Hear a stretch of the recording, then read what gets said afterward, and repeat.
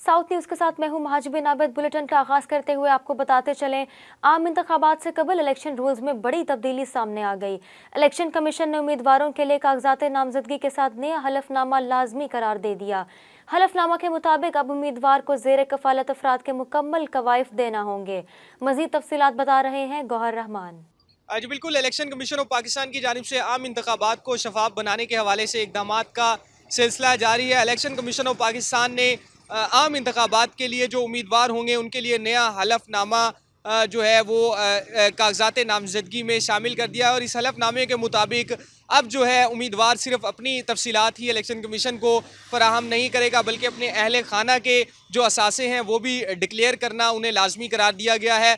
और इसके साथ साथ जो ज़ेर कफ़ालत जितने भी अफराद होंगे उनके असासों की तफसीलात भी इलेक्शन कमीशन को अपने जो फॉर्म के साथ जो है वो जमा करवाना होंगी। और इस हलफनामे को जो है फौरी तौर पर नाफिजुल अमल जो है वो इलेक्शन कमीशन की जानिब से कर दिया गया है। इसके साथ साथ अगर बात की जाए तो एक और इलेक्शन कमीशन ऑफ पाकिस्तान की जानिब से उम्मीदवार के कागजात नामजदगी में खाना शामिल किया गया है, जिसमें कहा गया है अगर कोई भी उम्मीदवार जो इलेक्शन लड़ना चाहता है वो किसी और मुल्क की दोहरी शरीयत रखता है तो उसके लिए भी इलेक्शन कमीशन ने एक खाना शामिल कर दिया है। उसके लिए दोहरी शरीयत को जो डिक्लेयर करना जो कागजात नामजदगी है उसमें लाजमी करार दिया गया है। इसके साथ साथ इलेक्शन को शफाफ बनाने के हवाले से एक बड़ा मुतालबा ये भी था कि बहुत सी सियासी पार्टियों की जानिब से जो असर व रसूख रखने वाले जो अफराद हैं उन्हें जो इलेक्शन के जो पोलिंग स्टेशंस हैं वहाँ पर पोलिंग एजेंट बनाकर बिठाया जाता है। तो इस हवाले से इलेक्शन कमीशन ने अब एक नया जो वो नोटिफिकेशन है जारी किया है, जिसमें कहा है इलेक्शन कमीशन ऑफ पाकिस्तान का कहना है कि अब जितने भी पोलिंग एजेंट जो है इलेक्शन वाले दिन पोलिंग स्टेशन के अंदर मौजूद होंगे उनका मुतल्लिका हल्के का वोटर होना लाजमी करार दिया है। अब सिर्फ जो वोटर होगा वही पोलिंग एजेंट बन सकेगा। इससे जो है इलेक्शन की शफाफियत जो है वो उसके ऊपर जो है मज़ीद उसमें जो है बेहतरी आएगी। तो दो बड़ी अहम डेवलपमेंट्स हैं जो इलेक्शन कमीशन के हवाले से हुई हैं। इलेक्शन कमीशन ने उम्मीदवारों की दोहरी शरीयत को डिक्लेयर करना लाजमी करार दिया है। इसके साथ साथ जो अपने जो अहले खाना है उनके असासों को भी अब डिक्लेयर किया जाएगा। और फाइनल चीज़ जो होगी वो उम्मीदवारों के हवाले से जो पोलिंग एजेंट हैं उनका मुतल्लिका हल्के का वोटर होना लाजमी करार दे दिया गया है। जी, डेरा गाजी खान में 26 करोड़ रुपए की लागत से बोसीदा सीवरेज लाइन तब्दील कर दी गई। ग्लोब चौक से पासपोर्ट ऑफिस चौक तक रोड को कारपेटेड करने के साथ लाइट्स और सर्विस लेन पर टफ टाइल्स लगाई जाएंगी। MNA जरताज गुल वजीर और MPA मोहम्मद हनीफ पताफी ने डेरा गाजी खान शहर में ग्लोब चौक से पासपोर्ट ऑफिस चौक तक सीवरेज लाइन की तब्दीली के मंसूबे का बाकायदा इफ्तिताह कर दिया। मंसूबे की तकमील से शहर में सीवरेज के मसले को हल करने में मदद मिलेगी।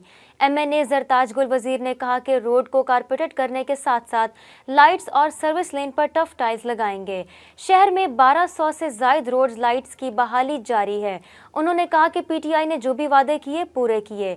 डेरा गाजी खान की क़यादत अवाम में मौजूद रही और अवामी फलाह के मंसूबे मुकम्मल करके कामयाबी के साथ आम इंतखाबात में जाएगी।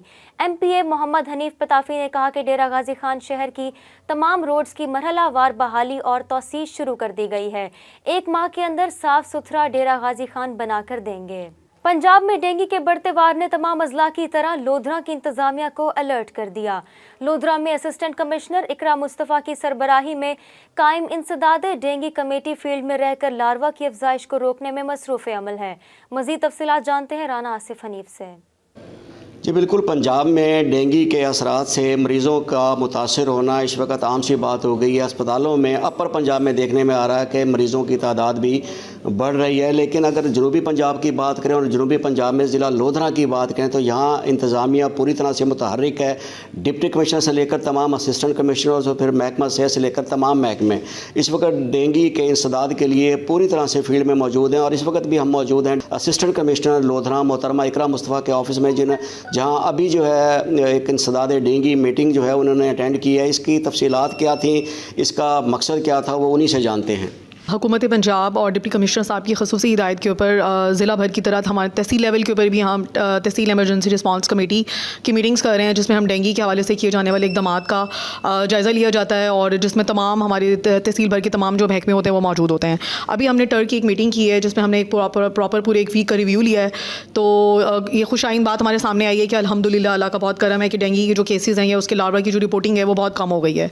इस पूरे वीक में सिर्फ एक जगह पर हमारा लार्वा जो है वो रिपोर्ट हुआ है और वहाँ पर भी फौरी तौर पर हेल्थ की टीमों ने IRS की एक्टिविटी करके वहाँ पर और उस सोर्स को एलिमिनेट करके जो है वो एक घर में बेसिकली एक वाटर का पॉट था तो उसको एलिमिनेट करके जो है वो उसको मज़ीद उसकी अफजाइश से रोक दिया है, जिसकी थर्ड पार्टी वैलिडेशन जो है वो हमारे 2 महकमे पेस्ट और लोकल गवर्नमेंट ने भी की है और इस मीटिंग में हमने बेसिकली ये डिस्कस किया है। अच्छा मैम, कोई लोधरा में इस वक्त कोई पेशेंट है डेंगू का ऐसा, या अगर है तो कुछ सीरियस हो तो वो भी बता दीजिएगा। अल्हम्दुलिल्लाह आज का जो हमने रिव्यू लिया तो इस टाइम हमारा तहसील लोधरा में कोई भी पेशेंट ऐसा नहीं है जो कि डेंगू का कंफर्म पेशेंट हो और इससे जो कि कंफर्म पेशेंट नहीं है तो फिर अल्लाह का शुक्र है हमारे पास अब जैसे ही मौसम चेंज हो रहा है तो इसकी जो रिपोर्टिंग है वो ये शो करिए कि जो ट्रेंड वो बहुत डाउनवर्ड की तरफ है और तहसील लोधरा में कोई भी पेशेंट इस टाइम मौजूद नहीं है।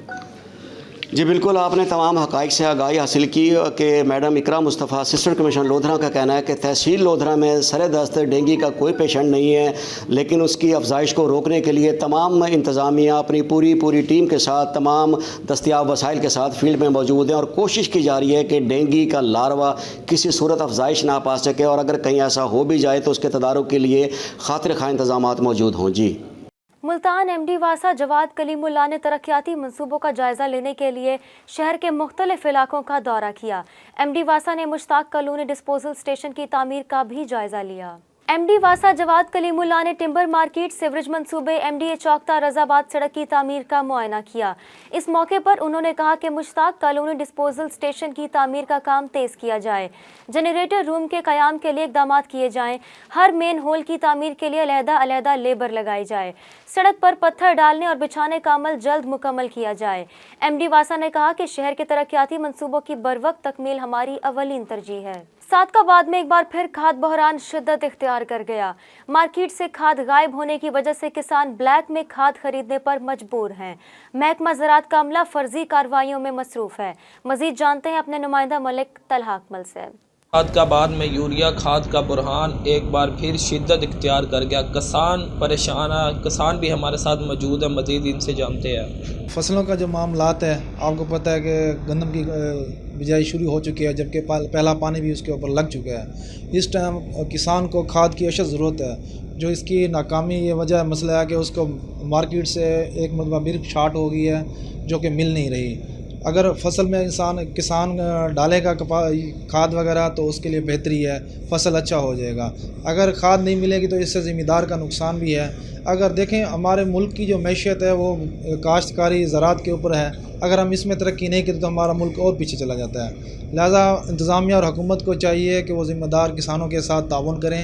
और मार्केट में जो बुरहान आया हुआ है, पहली बात तो ये है कि वो किसान को आसानी से मिल भी नहीं रही खाद, जबकि अगर उसका मिलने का भी है तो आगे से ब्लैक रेटिंग में अंदर 2800 से 2700 के दरमियान में उनको मिल रही है।